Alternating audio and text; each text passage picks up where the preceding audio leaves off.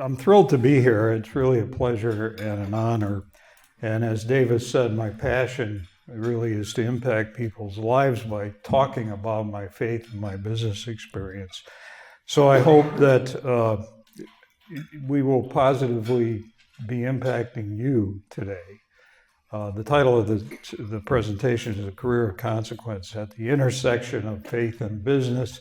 And I really use that title because a lot of what I'm going to talk about is this third book, Fast Starting a Career of Consequence, in which, and I'll talk more about that in a moment, it really does reflect faith in the workplace. Here's an outline. There we go. Here's an outline of my presentation. I'm going to talk about my early faith formation and my retirement pursuits, and then mention the 3 books very quickly, which will be out in the outside the room for you to pick up. And I do have a few copies of the first 2 books, but more copies of book number 3. Then in chapters, or in sections 4, 5, and 6, I'll be talking about the 3 sections of the book, not in total detail. There's 15 chapters, and I'll probably cover 1 or 2 from each section. And I hang around till the end, until you get to Roman numeral 7, because I'm going to talk about the single most important key to business success, at least in my mind.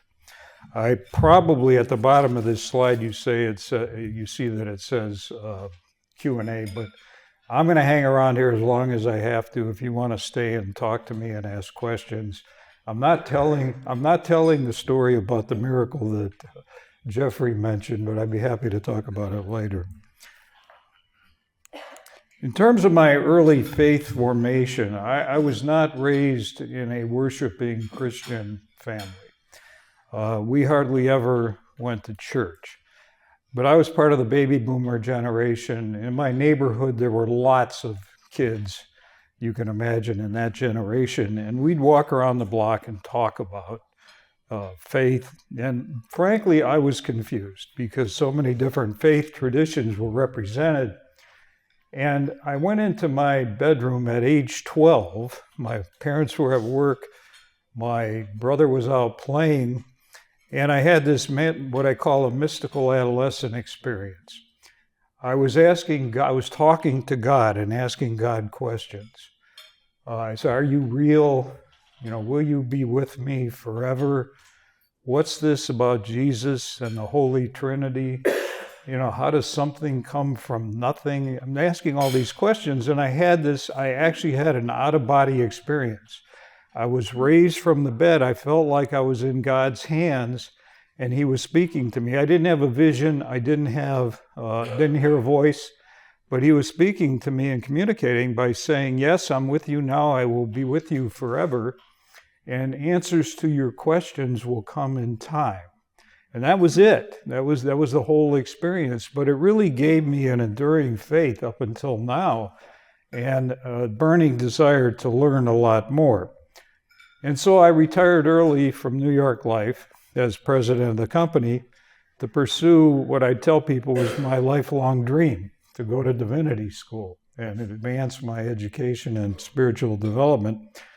So I did, and the interesting story is I was living in Connecticut. My oldest daughter, Heidi, was there with her daughter, my grandchild, and I'm walking out the front door to go to my first day of class, and with my book bag. And Heidi yells out from the living room, "Dad, play nice with the other kids, and don't forget to share." And the truth of the matter was that I didn't think it really was kind of profound, because the divinity school experience was all about sharing my faith and interacting with other students, even though I was 59 years old. And, it was really a wonderful experience. And in fact, I felt every day, how often do you say to yourself, "I'm really happy right now"? I felt really happy every day I sat in divinity school classes. And thank God for that experience on a daily basis. So at the same time that I was going to divinity school, I was pursuing a lot of other things in retirement. I was teaching a college class that I developed on leadership and strategy at Fairfield University. I was mentoring throughout my career, I was mentoring other employees and other executives, and I still do that today. So over the last few decades, I counted up the other day how many of them had gone on to become CEOs of their companies, and 10 of them have gone on to become CEOs. And then I wrote the 3 books, and I often say I view my long 35-year business career, as a mere prologue to what I'm doing today, and that's speaking and writing about my faith. And I said to my wife a couple of years ago, I said, in your wildest dreams, did you ever think a kid like me growing up in Detroit, lower middle class family, never really was going to church and worshiping at all, would retire as president of New York Life, Fortune 100 company, and also would write 3 books? And she paused for a moment. She said, Fred, in my wildest dreams, you don't really play a role.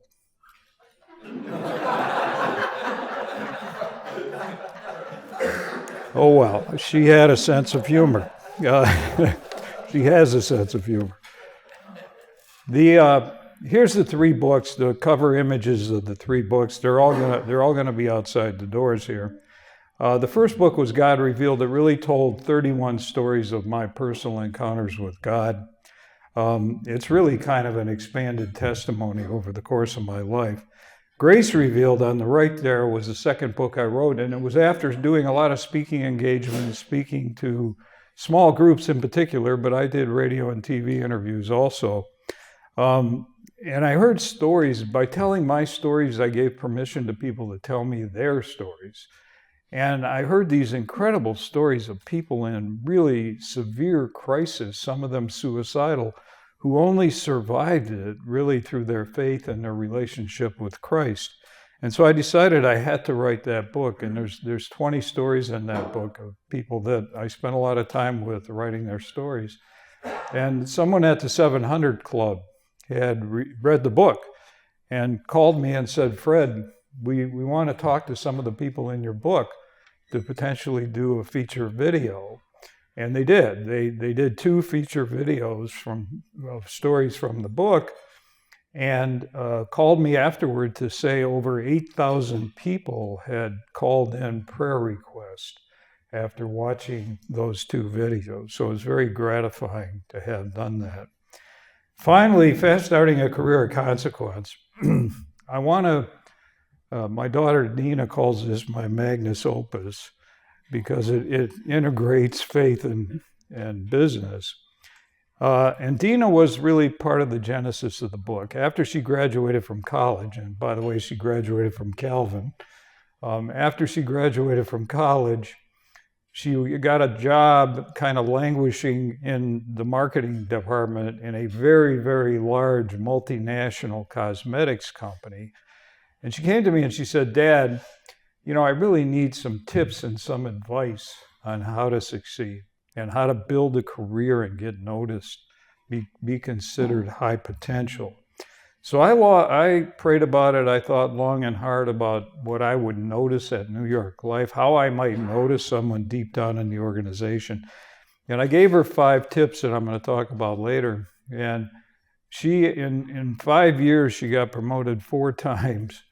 And she's a smart kid anyway. It wasn't just the tips, but she got promoted 4 times and ended up being a brand manager of one of the brands of that big company. So, this slide really is very important.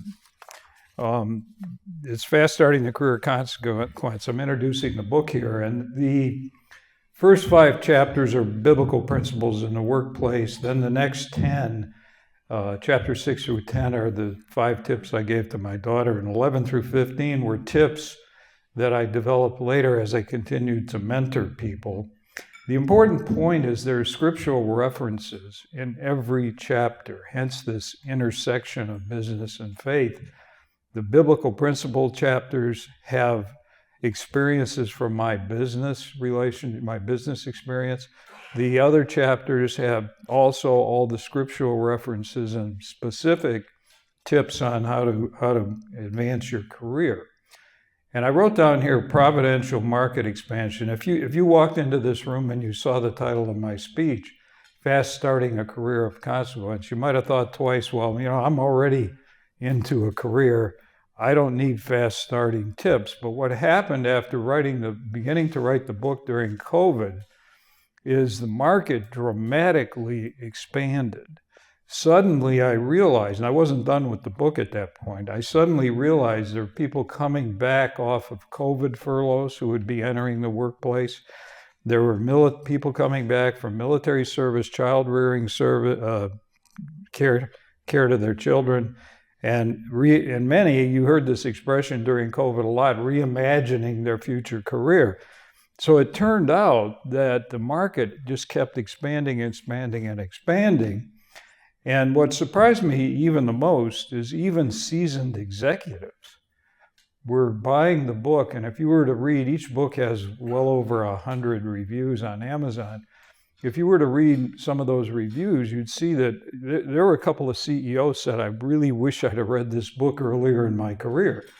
And they had still realized advantages from reading it. And this is a very important market, and that is many, many people have purchased the book thinking, well, it's not for me, but it's for my kids who are entering the workplace. Or even if you're my age, for grandkids entering the workplace. And so this expanded market I call, very providential. So the first chapter of the book, in the first section of the book, is entitled Identify and Utilize Your Spiritual Gifts at Work.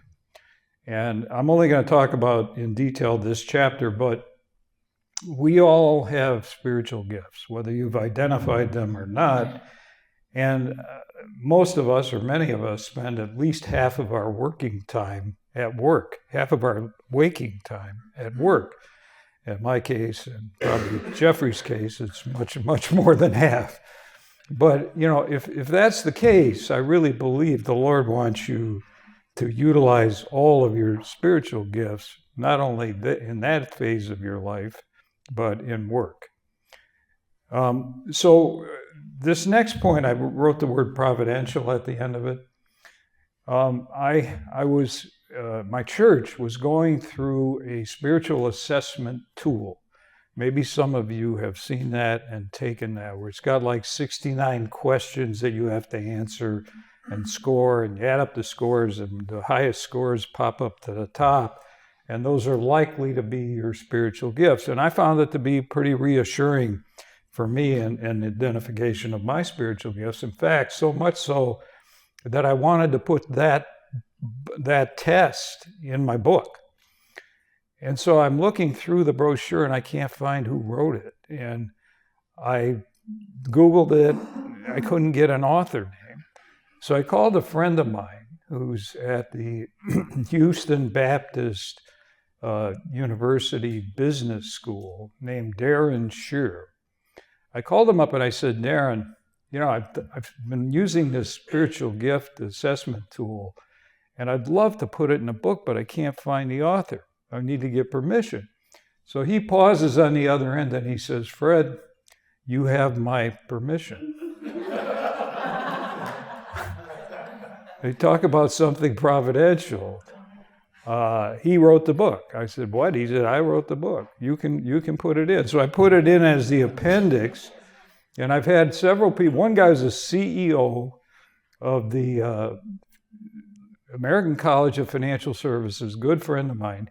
He called me and he said, Fred, I love that chapter. And it's not even a chapter, it's an appendix. He says, I love that appendix because I never really thought much about my spiritual gifts, and it helped me to develop that. So I mentioned my spiritual gifts here, and I'll gloss over that. But many the first chapter in this section has many examples of how I used each one of my spiritual gifts, and even the other chapters do the same. I hope I'm keeping up with the right slides here. Oh, these are the other 4 chapters in section 1, biblical principles in the workplace. Some of them are pretty self-evident, always act in concert with your values and beliefs. Chapter 3, I just want to mention because it was kind of an intriguing title, viewing Jesus as a workplace partner. And I put in, every chapter has a lead scriptural references and many more scriptural references. And the lead one here was Matthew 11, 28 to 30, in which I'm paraphrasing now, but Jesus says, "Come to me, you who are weary and burdened, and I will give you rest. My yoke is easy and my burden is light." And I always love that imagery of being yoked to Jesus. I really felt every day of my career that I was yoked to Jesus. And I also felt that, many times, the next one, pray often for guidance from the Holy Spirit. People think I'm exaggerating, but I probably prayed at least 10 times a day at work. And it usually was at a time when I'm in a meeting, not verbally pray, but just pray to myself and to the Lord. I'm not smart enough to know what to do here. I need to be guided by the Holy Spirit in what to say and how to act in this situation. Happened very, very often. And I wrote down management philosophy here because it is part of what I just said.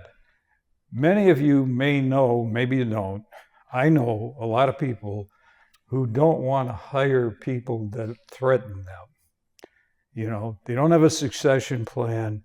They don't want to identify who's going to replace me for fear that that person's going to replace them. And so they have a mediocre staff. I see people nodding their heads. You've seen this happen. I had a very different philosophy. My philosophy was hire people smarter than myself. And I said to them, and I told my staff this, I want to hire people and retain people smarter than me. And I'm not intimidated by genius. I give them an environment in which to flourish. Now imagine how the staff reacts to something like that. The boss is calling me a genius, But that really was my management philosophy in terms of hiring and retaining people. Then the final chapter on applying the golden rule with customers and clients and even coworkers. I put a lot into that chapter about ways in which the reader could test if their company or the company they're applying for actually is living by the golden rule, which, by the way, is in the Bible. And I'll just give you one example. I told people, if you're in a big enough company, why don't you mystery shop your company? Buy products. And then put the service department through their hoops. Call for a lot of service requests. And I said, you may be shocked at what you find. Because service for many years has been pretty horrible, and I'm not sure it's improving much to this day. Okay, I'm going to get into now the 5 tips I gave my daughter, Dina. And let me start by, this was the lead-in scripture reference for that section of the book, Colossians 3:23, which reads, "Whatever you do, work at it with all your heart as working for the Lord, not for human masters." And I thought, if there's a theme to this whole book, this is it. And the editor that I used called me late in the editing process and said, "Fred, do you realize you have this Colossians 3:23 in 3 places in the book?" And she said, "Can you just think about it and let me know the 2 places you'd want to remove it?" And I said, "Don't you dare. This is so important. It was intentionally redundant in the book. Whoops, got to go to the advance. All right, so I'm going to go through the 5 tips. I'm going to talk a little about each of the 5 tips I gave my daughter, Dina. As I said, she really was the genesis of the book by asking for these tips. Chapter 1, and by the way, there's a lot of detail in the book beyond what I'm going to mention here. I'm not really doing it justice in the interest of time. But I said to her, first of all, get to work early and leave late. And I said, one of the things I noticed at New York Life was a lot of people coming into work right at the start of the workday, sometimes later than the start of the workday. And then at the end of the workday, they kind of take the last half hour to slow down, clean up their desk, and leave. And I said, Dina, that gets noticed, but not in a good way. I said, put in the time. That doesn't mean you have to stay 2 hours late every day. Just be there to get the work done. And even if it means coming on the weekend occasionally, come on the weekend. Because I'll tell you what, your executive bosses are the ones who are most likely to be there on the weekend. They're going to see you in there working for the company and demonstrating a commitment. And I also said, show passion for the mission. I'm going to talk more about mission on the next slide, but I put the word interviewing here. And the reason I put that word, and you're going to see it elsewhere, is I interviewed over the course of my career many, many dozens of candidates at all levels, including candidates for the CEO job.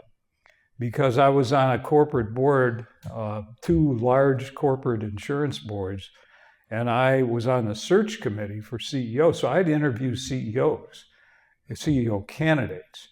And rarely does somebody bring up the mission. But if you do your homework in advance and you're applying for a new job, talking about the mission, asking questions about the mission is really going to give you a leg up. And in every interview, almost every good interviewer is going to say, do you have any questions? And if you say, no, you covered everything, that's a real sign that this may not be the right candidate because they didn't do their homework and they aren't really interested in this company. So moving on to chapter 8, develop organizational awareness. Every company has a culture. And this is another one of those items I wrote the word interviewing by. You need to know how things get done. You need to know about the organizational structure. You need to know if the company has a heavy bureaucracy in terms of getting things accomplished. And so I call these trigger words. Mission's a trigger word in an interview. Culture's a trigger word. If you ask about culture, almost nobody's asking that question in an interview. A CEO candidate might, but beyond that, probably not. And I also said to her, build a network across departments. For example, she was in a big company. I said, if you go out to lunch or dinner or for coffee with some of your friends in the company, don't just talk about the latest Netflix series or, reality TV show. Manage to get around in the conversation to what they do to contribute to the mission. And at New York Life, I facilitated this as president of the company, and it turned out to be very effective. Every week, I had my assistant set up a breakfast meeting in the morning, a breakfast meeting at the beginning of the workday with 10 people. And I said to her, find 10 people that likely don't even know each other and they're from other departments. And it typically was at the middle management level. So we started the breakfast. I talked about the mission of the company. I mentioned the key strategies of the company. And then I had them go around the room and introduce themselves. And I asked them to tell the group how your work contributes to the mission. Well, I just told them what the mission was. Now, invariably, 3 or 4 of them would say, yeah, I don't think I really contribute to the mission. But since they told me their department, that gave me an opportunity to say, well, wait a minute. Your department contributes a lot to the mission, and let me explain why. So those were great sessions. I heard later that they were really appreciated, and a lot of friendships were developed as a result of having those meetings, and a lot of networking was done. Chapter 7 was, I got to look at the slide. Chapter 7 was, I told Dina, I want you to memorize the mission of the company so that you can commit it to memory and you can recite it. She said, Dad, you really want me to walk around reciting the mission? And I said, no, I don't want you to do that because it'll be perceived as arrogant, and arrogance can be the biggest career blocker of all. You don't want to do that, but I want you to memorize it so you can recite it because it's embedded in your brain. And then you can compare the mission to some of the decisions being made by your colleagues, your bosses, the company itself, and assess whether or not that's consistent with the mission. And that comes in, prayer comes in here, and guidance from the Holy Spirit, because you may learn something that seems very contrary to the mission. And I warn in the book, be careful. Be careful who you start talking to about that. But the best thing you can do is you can actually say to someone, hey, I read this in the company announcement, and I love it because it's really consistent with the mission. That's all you'd have to say, and people know that you're very familiar with the mission. And I give a number of ways in that chapter, the bottom point, non-arrogant ways to convey that message. Okay, the last two tips that I gave Dina. Chapter 9, I said to her, and these were the hardest for her, but I said to her the most important. Chapter 9, I said, I want you to develop strategic thinking capability. She said, Dad, I don't even know what you're talking about. And I said, well, you're not alone, because I had about 10 people reporting to me at a very high level who didn't know the difference between strategy and tactics. I see several people nodding their head here. And so I said, I want you to develop that ability. And let me give you a little lesson. The etymology of the word strategy. I didn't advance the slide. There we go. The etymology of the word strategy, it was a war term about beating the enemy, defeating the enemy. In business, it's more about how do you create sustainable competitive advantage and how do you beat the competition. Well, if you're looking to beat the competition, the things you need to do, Dina, are you need to learn more about your business, your companies, and your competitors' products, services, customer base, targeted markets, etc. And I said, you can find out all this stuff. Just read the annual report, read the quarterly statements of the company, and if the company's publicly traded, and her company was, I said, read the analyst reports. You're going to learn a lot about the company's competitive advantage and strategies. And then I said, if you add, this is something I developed. If you pick up a copy of the book, people complimented me on 8 questions that were on pages 104 and 105. And the 8 questions, I designed those 8 questions because I thought if you were to sit down and ask those 8 questions, just of yourself, based on what you know of the company, it's going to start to develop strategic thinking capability and then go farther and ask the questions of other people. The final one of the 5 tips I gave Dina was, I want you to understand the financial underpinnings of the business. And her reaction was, Dad, seriously? She said, I never took, she went to Calvin, I never took a math class, I never took an accounting class, I don't have any background. I never took any financial work. I don't have any such background.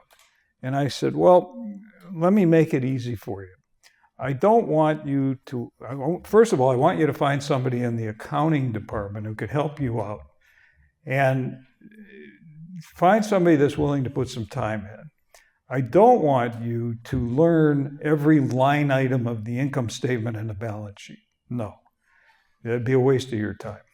What I do want you to do is understand that the balance sheet is assets minus liabilities equals net equity.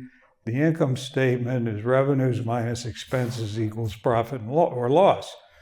And I said, then I want you to develop a spreadsheet. She knew how to do that. I said, develop a spreadsheet. And in the first column, you're going to put 6 numbers down. Those numbers, from the income statement, revenue, expenses, net income, or profit and loss. And the balance sheet, asset, liabilities, net worth. And round to the nearest million. This is a big company. Just round to the nearest $1 million. On a quarterly statement, and then track it quarter by quarter by quarter. I said, Dina, nobody is doing this at your company. I said, I have 10 people reporting to me. If I went to a staff meeting and said, somebody tell me what the revenues were the first quarter, nobody's even going to venture a guess. They have no idea. And here you are down in the marketing department, you're watching these quarter to quarter to quarter, and what I want you to do is observe trend lines and start asking about it. Start asking people why the revenues go up. So go back to your accounting friend. Why the revenues go up so much or down so much? What's happening to expenses? Is the profit, why did you have such a low profit 2 quarters ago? This kind of thing is going to get around the company. And I said to her, I wouldn't be surprised if the CEO heard about this girl down in the marketing department asking these kinds of questions. This is going to distinguish you as a very high potential person. And Market Watch, this killer question, the last thing I said to her was, when you're really comfortable with all this stuff, go back to your accounting friend and ask what I'm calling the killer question. And the killer question was, what drives the profitability of this business? And I said, I wouldn't be surprised if the accountant says, I'll have to get back to you on that. And I said, it could be for the entire entity, or it could be for business units, that this kind of information will easily be available to you. And MarketWatch.com, which is a huge blog, they get 20 million viewers a month. They called me because I had written an article about these 5 tips, and they said, Fred, we want you to write an article about the 5 tips for our blog. So I did, and it was kind of the precursor to this chapter of the book. And they entitled the article "The Killer Question." So if you Google MarketWatch.com, I think it's probably still up there somewhere, and you could find it. So the remaining 5 tips, and I'm getting close to the end now. I knew this would go long. The remaining 5 tips in this section, this is really the essence of this inner section of faith and business, because I give a lot of examples of things people should do relative to implementing these 5 tips. And some of them come with some risk, in the sense that you better be careful what you say when you learn things in some of these tip areas. And you really need, I'll bet in every one of these chapters 5 times I said, pray to the Holy Spirit to guide you on how you're going to deal with this once you learn what you learn. And I said, first of all, take charge of your own development. Companies are tight on expenses. There's a lot of constraints. I even took charge of my own development by going to industry meetings, going to seminars, participating in industry committees. There's a whole lot of ways to develop yourself. Then I said, over-prepare for every meeting. And that chapter breaks down into 3 sections. And I thought about if somebody comes to a meeting at New York Life, you'd have people there who were just observers. But even if you're just an observer, I give a number of things you need to do as an observer, just in case, someone calls on you, you need to be ready. And you need to know what the room looks like, where the bathroom is. I mean, crazy stuff like that, in case you have to get up. Then the next level was participants. If you're expected to be a participant, it's a lot more work. You have to study all the material that's going out for the meeting. You may even want to call people who are going to be presenting to ask them questions about it, and you're ready. And once again, don't jump in unless you've got a legitimate, meaningful question, and pray about that. Chapter 13, Make Every Presentation a Command Performance.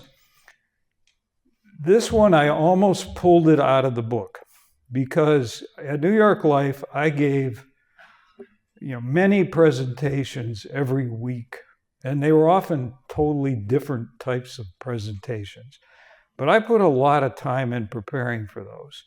Even if it was I'm speaking at a retirement party for somebody who's worked for 30 years at the company, I put a lot of time into it, and I put a lot of time into this chapter 13, explaining exactly how to do that. And I was at my son's wedding in January of 22, and this young guy comes up to me after the wedding, and he says, "Aren't you Fred Sievert?" And I said, "Yeah." He said, "Hey, I read your book, and I just loved chapter 13. He said, "I have to do presentations. I'd get nauseous. I'd get so nervous I could hardly speak." And he said, this gave me, and he also said, I often find myself just reading the presentation, which is, a cardinal sin. And he said, this was a gift. This was a gift. So I thank God that I didn't pull that chapter out of the book. Demonstrate integrity and earn trust. I'll just say that I have coached a lot of people. There's 2 sections in that chapter. One is how to avoid appearing to be arrogant and how to avoid lacking trust, being perceived as someone that you can't trust. And that part of the chapter was pretty easy. The second part was much harder, and that is, how do you reverse arrogance? How do you reverse untrustworthiness? And I will say 2 of those people who became CEOs that I mentioned earlier, I coached them on the second part of that chapter because they were perceived as arrogant and not trustworthy. Finally, the next slide, I'm going to talk about balancing faith, family, and career.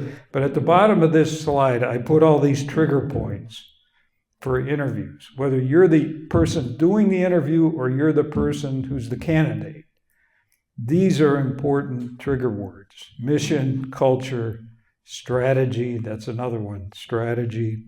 And if you're brave enough, financials. So here's what I want to say about balancing faith, family, and career. And I'll start by saying I've been blessed by not needing a lot of sleep. It's true. And if my wife were here, she'd nod her head vigorously, because I would wake up every morning at 4 a.m. I lived in Connecticut, worked in New York City, and I'd get up at 4 a.m. And even on the weekends, because it was so automatic, I didn't need an alarm clock. But I get up at 4 a.m. and I followed a routine. And I don't expect people to emulate this, but this is what I did. I rode an exercise bike, and when I started this, it was back in the BlackBerry days. So I had a BlackBerry, and I'd type emails to work-related emails around the world, because we were a worldwide company. But most importantly, I sent emails to my kids and my 5 kids and my wife. And it was always something pretty short, like, "Hey, how you doing today? Anything I can talk to you about? You need to talk to me." And by the way, I'd ended, I love you and I'm proud of you. And I almost never got a response unless I said, please acknowledge receipt of this email. In which case I got a 2-word response. Got it. That was it. But I knew they mattered to them because even if I missed a day, invariably 1 or 2 of the kids would say, hey, Dad, what's up? No email today? So I knew they were watching for them. Then I read from the Bible. I really spent a lot of months with the Gospels, reading right through the Gospels. There's 99 chapters, and you develop a habit like that, you're not gonna lose it. And finally, I had a prayer list, and it got to be pretty long. It was mostly intercessional prayers for other people. And I'll give you a tip on prayer lists. You really should write a prayer list and have daily prayers. And when a prayer is answered or was answered, I'd move it to the bottom in the list that said answered prayers. And you wouldn't believe how big that list got. So I really would encourage you, prayer list, answered prayers at the bottom. The other thing, so doing this routine every day before 6 o'clock in the morning, when most people weren't out of bed yet, I had exercised, I had spoken to the family, I had heard from God in the scriptures, and I had talked to God in prayer. It was a great way to start the day. But one of the most important things I did, and actually became a legacy at New York Life, my legacy at New York Life, was I took annual trips every year with each of my 5 kids, alone, one-on-one. It started when my oldest daughter was 9, and even at that point, I started taking the younger kids, 5 kids, 1 trip a year, often just going to a hotel close by for the weekend if they were really young. And it got pretty extravagant later, some foreign trips and things. But they remember every instant of those trips. It was a great bonding experience. We're going to have all 5 of them here in Northville for Thanksgiving. And I'm going to hear stories about the trips they took with me because they remember all of them. And I get Christmas cards even now from people at New York Life who say, thank you for sharing that with us because we've adopted the same practice. And priorities, one of the, every year I gave several speeches to our agents and employees. And some of them were big groups. One group was 5,000 agents and employees, and it was a business presentation. But I said in that meeting, and I had 5 members of the board of directors of New York Life sitting at the lead table. And I told them, here's my priorities in life. First is my relationship with Christ. Second is my relationship with my wife. Third, with my relationship with my family. Fourth is the job, and fifth is leisure time activity. And I, imagine saying to the board of directors, the job is fourth.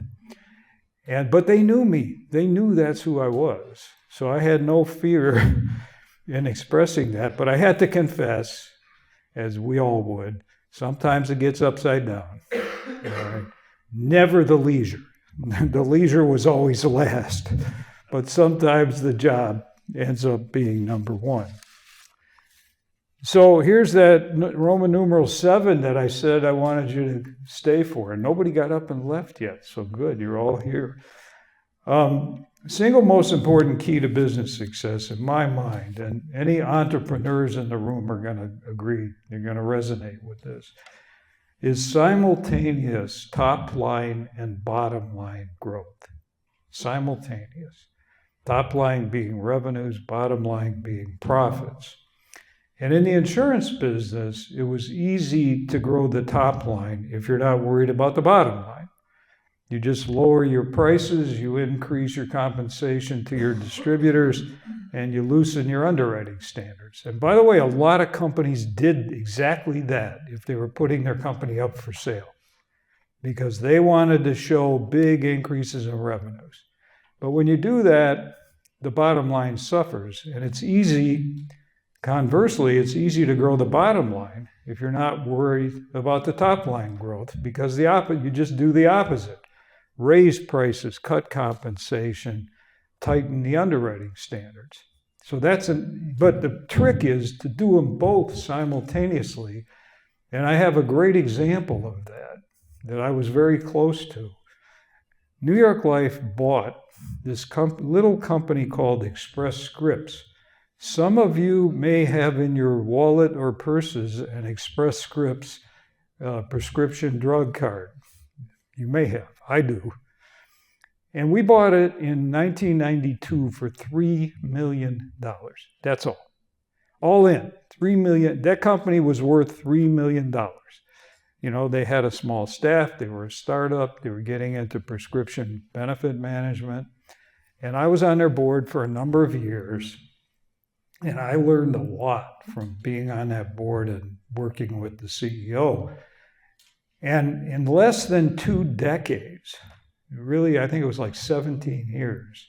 In 17 years, they went from 3 million, a net equity of 3 million, to 58 billion. And they went from nowhere to being the 22nd listed company on the Fortune 100 list. They were ahead of New York Life. New York Life was number 69. They were number 22. And you know what? The CEO was phenomenal, and he got into detail. But his elevator speech, if you asked him for his plans for the future, was very, very simple.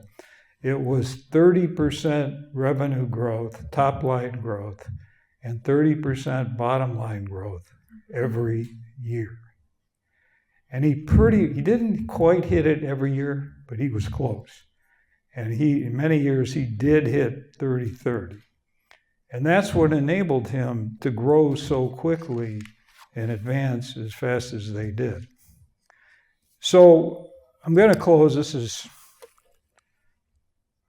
Sorry if I've missed some slides. I'm going to close by just saying, my life without the Lord and the guidance of the Holy Spirit could have been very different, quite different. Some of I was the baby boomer generation. Some of the guys I hung out with, even after my age 12 experience, got themselves in a lot of trouble in high school and college. Drugs, stealing cars, burglaries, not all of them, but some of them. And I always resisted that because of my age 12 mystical experience. And God put me on the right path at that time at age 12. And, this can happen anytime in your life. And you got to remember, I was not even raised in a worshiping Christian family. So the best example I can come up with about coming to the Lord even late in life was the thief that was crucified next to Jesus, who said, he recognized and acknowledged Jesus as the Messiah and asked for mercy and pardon. And Jesus responded by saying, "Truly I say to you that today you will be with me in paradise." You couldn't ask much later than that when you're being crucified. So I encourage you, if you haven't already done it, to ask Jesus into your life. And if you do, you'll be yoked to Jesus every day, business and personal life. And thereby, in the business, you'll have the most powerful and imaginable business partner. So I thank you for your attention, and I wish all of you a very happy and blessed Thanksgiving. Thank you.